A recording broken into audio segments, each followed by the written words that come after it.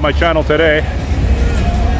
I made my way downtown. I took the subway. I got off at Yonge and Bloor subway, and I walked. So right now I'm at Yonge and Carleton, just south of Carleton, right there.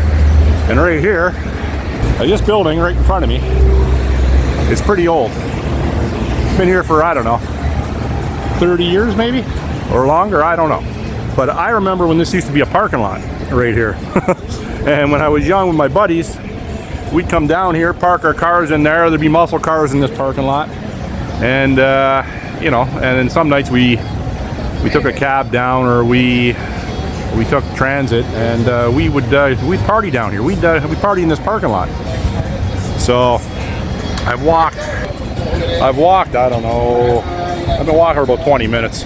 So from Bloor and Yonge to Yonge and Carleton took me about 20 minutes, and I haven't really seen anything, you know, crazy. I don't really get down here much, and I haven't made this walk in, I don't know, many years. But I'm gonna make my way over to the art gallery. I'm gonna go into the art gallery again today, get my group of 7 fix, my Canadiana, and yeah, I'm gonna discuss a couple things on the way down. Just walking south still. I want to touch on a couple things today. I want to touch on Charlie Kirk and his assassination, or lack thereof, depending on how you look at it. Some people are saying he didn't even get assassinated. It's a hologram, whatever. I really don't know what to believe, but what I do believe is that that the FBI is not telling the truth. I've been watching many experts with regards to guns, ammunition, special forces people that have, have fired 30-06 rounds, and the damage that they do. Now, there's a video out there right now that a lot of, millions of people have seen it, where it's being claimed that Charlie was shot from the behind. He had an entrance wound in the back of the head, and the exit wound came out his neck. That seems to be the general consensus now, and they slowed the video down. You can see the blood splatter coming out of the back of his head, and by all accounts, it definitely holds some credit to it, because I watched it, and a lot of people have. It's been slowed down. The frame rate is, unless that video is all doctored, I don't know what to believe anymore. But Charlie Kirk's death, like I said in a video, I think 1 or 2 days after his assassination, he's actually being used as a martyr. The anti-woke movement is on his back now.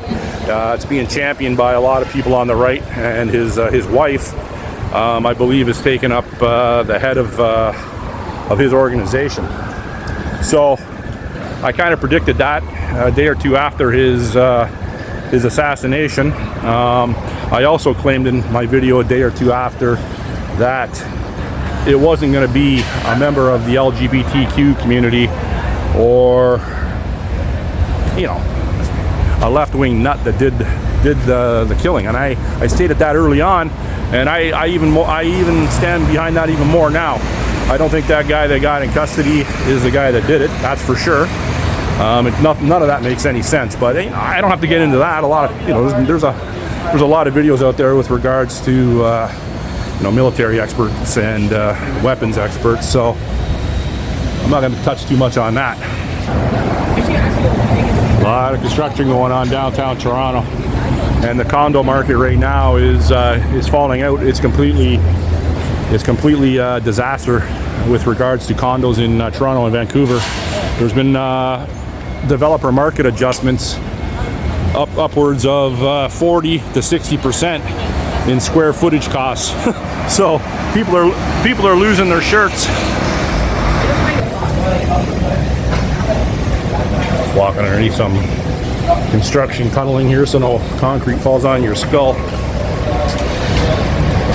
Actually, the last time I walked through one of these was June of 2024 when I was walking down East Hastings. This one doesn't smell nearly as bad, and I haven't seen any fentanyl addicts quite yet, but that could change. So yeah, the Charlie Kirk narrative, I think it's being debunked by the minute.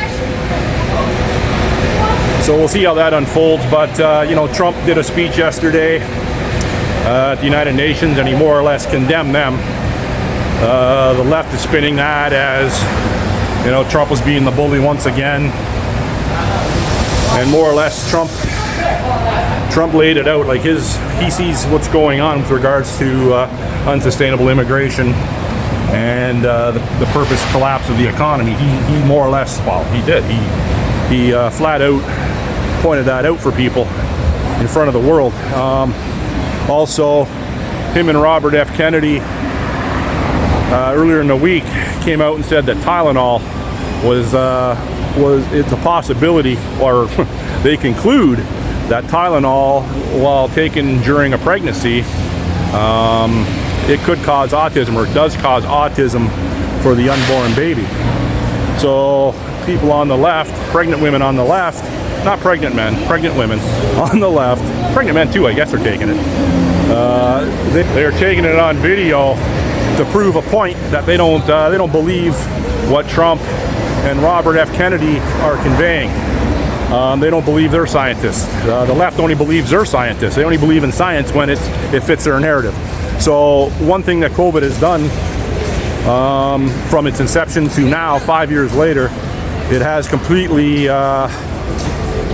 illegitimized what science is all about. It's a scientist will say what you pay them to say. And you know what? I haven't taken Tylenol for quite some time, like years and years. I don't take Tylenol. I don't take any drugs. I very rarely take an aspirin, very rarely. So I'm lucky that way so far in my life. But Tylenol just made me feel, I don't know, I didn't like the feel that it was giving me anyway. So I haven't taken Tylenol in years. I don't even have any in my medicine cabinet or nothing. I usually have Advil or Bare aspirin now. You know, that's probably the same thing too. He hasn't come out and said that yet, but hey, I'm not a pregnant woman, and I'm never going to be a woman, and I'm never going to be pregnant. So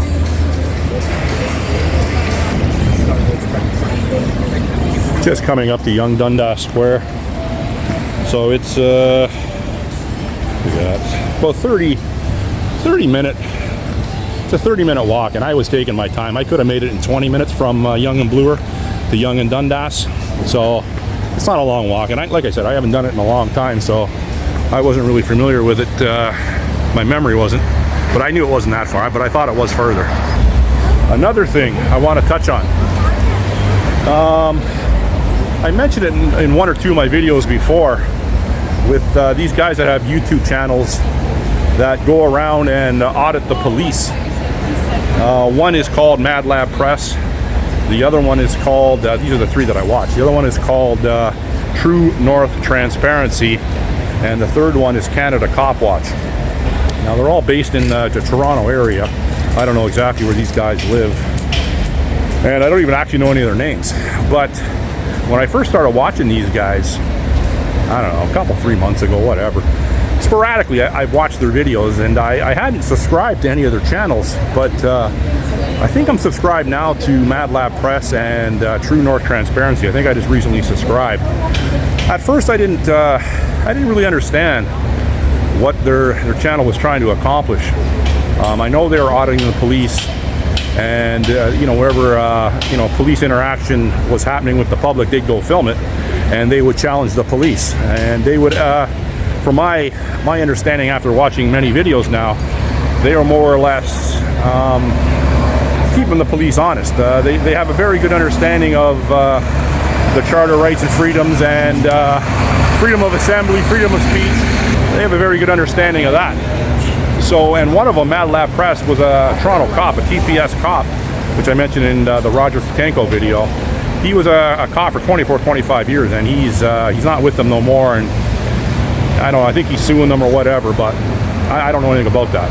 But he goes around, and these guys are quite aggressive with the cops because a lot of times the cops are quite aggressive with them, and they know how to deal with it. I'm not sure how many times they've been arrested for what they're doing. I'm not sure if any, but I think they have. I think True North Transparency, TNT, I think he's been arrested.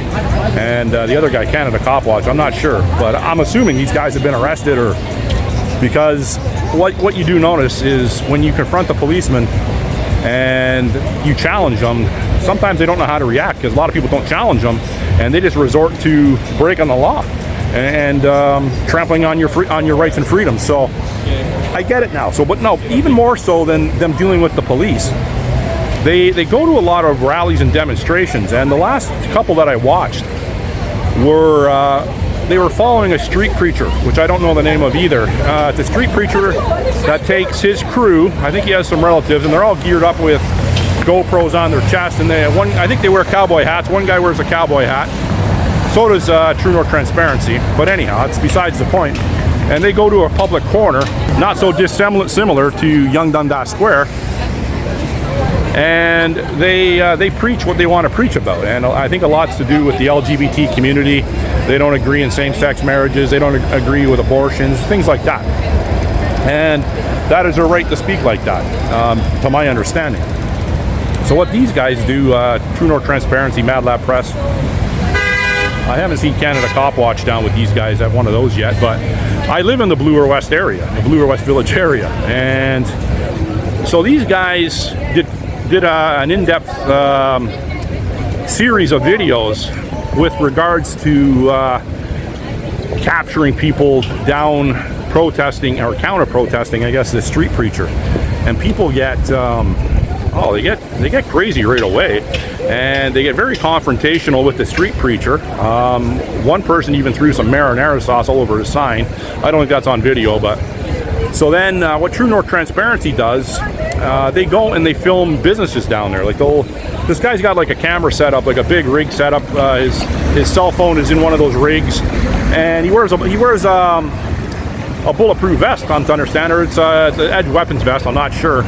And he looks the business for sure. The other guy from Mad Lab Press, he doesn't look like a cop or nothing like that. He just looks like a regular guy, I suppose. But they stay together, and people go out of their freaking minds when someone is filming them. Now, they have every right in public to film people. So right away, people will confront them, say, you don't have a right to film me, stop filming me, delete the footage. And more or less, they tell them right away that, no, we're not going to do that, and you're wrong. They have every right to do it. So the point I want to get at is that the people, when they're told that he's not gonna stop filming you, and he isn't going to delete the footage or whatever, they want to call the police. And when I say they want to call the police, I shouldn't say they want to, because they do. Almost every case down at Bloor West Village, watching these videos. I'm just walking westbound on Dundas now towards the art gallery. But what these people do, they flip out, and every time that this street preacher was down at, it was at Bloor and Runnymede, there was like 5-6 cop cars there, right? And they park on the sidewalk. They're all over the freaking place. So the people that feel slighted for being filmed, they literally beeline over to the cops. Now the cops know these guys. They know Mad Lab Press, and they know True North Transparency, and they don't really even want to confront them because they know they're not doing anything illegal. They're on a public sidewalk. They're not in the store. They're not doing anything illegal. So the cops come over, I guess, because they feel obligated to, because they got some Karen or Darren getting them to do their dirty work. They're using cops as their henchmen, and cops don't like that. I'm going to tell you that right now. They don't like that. But I guess the cops feel obligated to go over and say something to either one of these guys. The response from Mad Lab Press, or the response from True North Transparency, is pretty blunt towards the cops. And, they more or less tell them, they're not answering questions. They tell them to beat it. And pretty much every single time, I've seen the cops beat it. So yesterday, I was watching one of the True North Transparency videos, and there was a guy walking by. He had this isn't a fanny pack. This is it's a side sling. But I get the guys who wear the fanny pack, whatever, and they use it as a side sling. Hey, I got to carry stuff. I get it. So this guy was wearing a Canada Goose fanny pack as a side sling, and he was walking with his wife, girlfriend, sister. I don't know who she was. But this guy, TNT, was just filming there. He wasn't even filming them, but they walked by the camera, And Buddy had a problem with that. So he said, don't film me, you have no right to film me, I'm not giving you permission to film me. And TNT more or less tells him, I don't care. And the guy right away gets his cell phone out and he calls the police, because the police weren't there this time yet. He calls the police. He goes, and he told him he was going to call the police on this guy, on the guy doing the video. And I'm watching this and I'm like, I've never called the police in my life for any reason, ever. And I'm being honest when I say that. So I try to exclude the police out of my life 100%. So when I see someone call the police or want to deal with the police, right away that gets my back up. That's not how I roll. That's not how I that's not how I conducted my life up until the age of 55 years old now. So this guy, he was about my age, maybe a little younger. He had a full head of gray hair, and like I said, he had a $200 fanny pack, $300 fanny pack on him. And right away he calls the police. So in the meantime, the woman that he was accompanied with starts talking to the guy from True North Transparency, and they have like a pretty amicable conversation. Like it was educational even for me. And she even came around a little bit, and this went on for like 20-25 minutes, the conversation, while Buddy's pacing back and forth on the phone with the police. The police don't want to deal with this. And I don't think he called 911, this guy.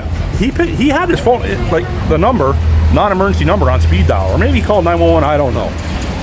But I couldn't believe it. So then he's on hold, or they're getting him to run around on the phone, and he comes back to where his woman companion was, and she's more or less like, she wants to get going, because the whole time he's videoing her, and it's up on a video, obviously. These two look ridiculous.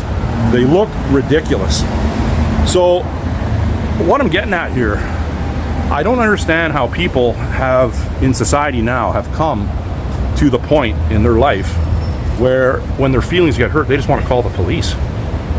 Like, the fucking police aren't there to protect your feelings. It's sickening. It's sickening. So now I watch these guys, and actually I've binge watched their videos. They'll come up to a store like this and just stake out in the store. Who's ever in the store will see them videoing.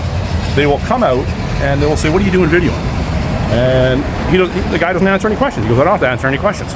So then it's like, oh wow, that's kind of rude or whatever. So then some people are okay, they just walk away or whatever, they don't want to be confrontational. But a lot of people are confrontational to the point where they physically grab at his camera, they threaten him. And construction workers too. Let me tell you something, you know what? Construction workers, he goes to construction sites, and these big construction worker type guys are calling the fucking cops. Like, I'm telling you, I lost a lot of respect. Like, okay, a lot of the construction workers, they want to come and bash his head, and they threaten him, right? And he doesn't back down. He challenges them. If you think you can do it, try it. And I haven't seen any videos where he's actually had to fight, but maybe there are some. I just haven't seen any. And then the boss will come out and they'll try to reason with them, and he's standing on the sidewalk. So just go back to work. If I see someone video, and I don't really go around videoing people, like, people are on my videos, obviously, and I have done it, but it's not something I leave the house and think, yeah, I want to go and video people. If it happens, it's organic for me. But these guys wasting police resources because someone's videoing them, like, listen, move on with your fucking day. It's ridiculous. So I hopefully meet up with these guys, and I'm sure I will. I'm sure I will. Hold on a second. So some nutter back there, I think he was talking to me. I don't know. I wasn't even videoing him. I was videoing myself, but I don't know what his problem was. I don't feel like busting my hands up on anyone's face today, so I'm trying to be a good Dewey.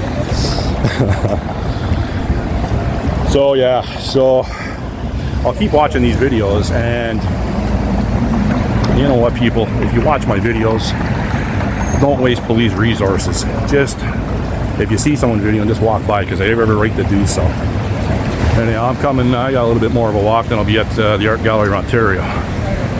Enjoy the rest of your day. Thanks for watching. Bye.